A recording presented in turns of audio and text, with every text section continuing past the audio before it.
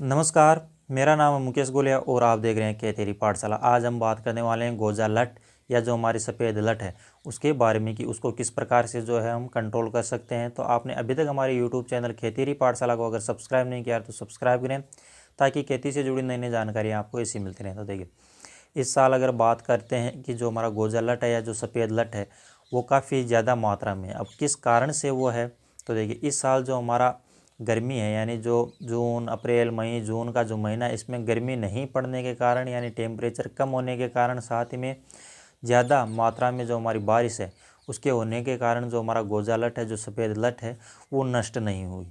अगर गर्मी अधिक होती तो गर्मी के कारण जो हमारी सफ़ेद लट है वो नष्ट हो जाती। तो इस साल जो टेम्परेचर कम होने के कारण कई सारी बीमारियों का सामना किसान भाइयों को हमारी फसलों में देखने को मिल रहा है।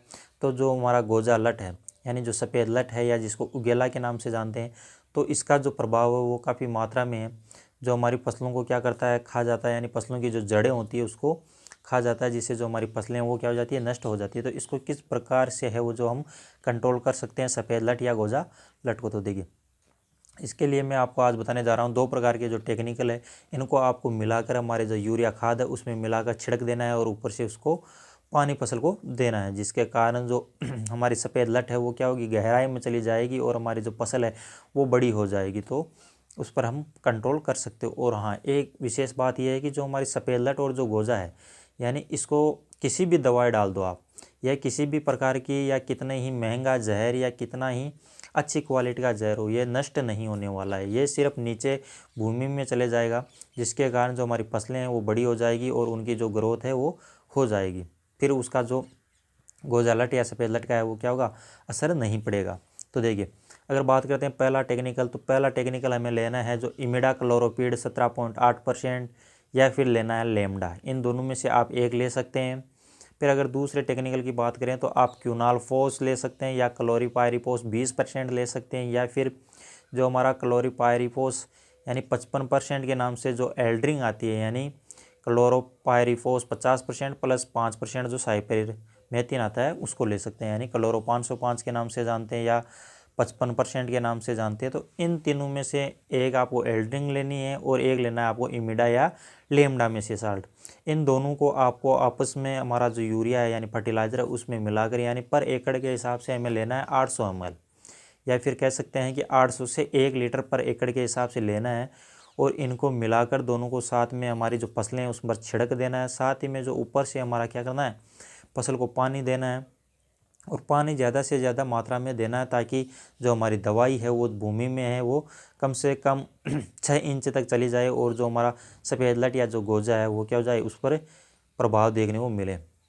अब जो लेमडा 4% या 5% की मात्रा में देखने को मिलता है, साथ में इमेडा आपको अलग अलग 17.8% या फिर 48% में भी किसी में देखने को मिलता है, जिसे बाहर का गाउचो आता है, यानी जो सीड ट्रीटमेंट में भी काम में आता है, साथ ही में काम में आता है आपके जो ऊपर से गोजा लट में भी काम में आता है। फिर अगर बात करते हैं एल्ड्रिंग की, यानी दो टेक्निकल हमें लेना है। इन दोनों टेक्निकलों का जो कॉम्बो है यानी जो कॉम्बिनेशन बनता है, जिसके कारण जो हमारे सफ़ेद लट या जो गोजा लट है वो क्या होती है, उसकी जो ऊपर की त्वचा होती है उस पर जलन होती है, यानी उस त्वचा को क्या करता है, जो हमारा इमिडा है वो क्या करता है, फाड़ता है, यानी जिसके कारण क्या होते हैं, उसको जलन होती है। और जलन होने के कारण जो हमारी गोजा लट या जो सफ़ेद लट है वो क्या होगी, भूमिगत हो जाएगी, यानी गहराई में चली जाएगी।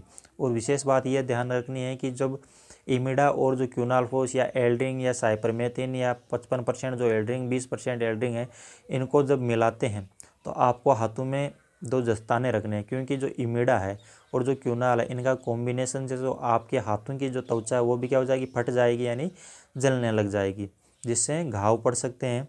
तो आप उसको भी क्या हाथों में दस्ताने रखकर फिर यूरिया खाद में मिलाकर छिड़क देना है और ऊपर से सिंचाई करनी है, जिससे जो हमारा गोजा लट है वो ज़मीन में चला जाएगा। तो इस प्रकार हम गोजा लट पर क्या कर सकते हैं, कंट्रोल कर सकते हैं। और गोजा लट को मैंने आपको बता दी कि किसी भी दवाई या किसी भी महंगे साल्ट से क्या होता है, नष्ट नहीं होता है। तो सिर्फ वो भूमिगत चला जाएगा, यानी ज़मीन के अंदर चला जाएगा, जिसके कारण जो हमारी फसलों पर क्या होगा, उसका प्रभाव ज़्यादा संख्या में देखने को नहीं मिलेगा। तो आपको जानकारी कैसी लगी वो हमें कमेंट में करें। साथ ही में चैनल को लाइक शेयर और अभी तक सब्सक्राइब नहीं किया है तो खेतीरी पाठशाला को सब्सक्राइब करें। और मिलते हैं अगली नई जानकारी में, तब तक के लिए देखते रहिए खेतीरी पाठशाला।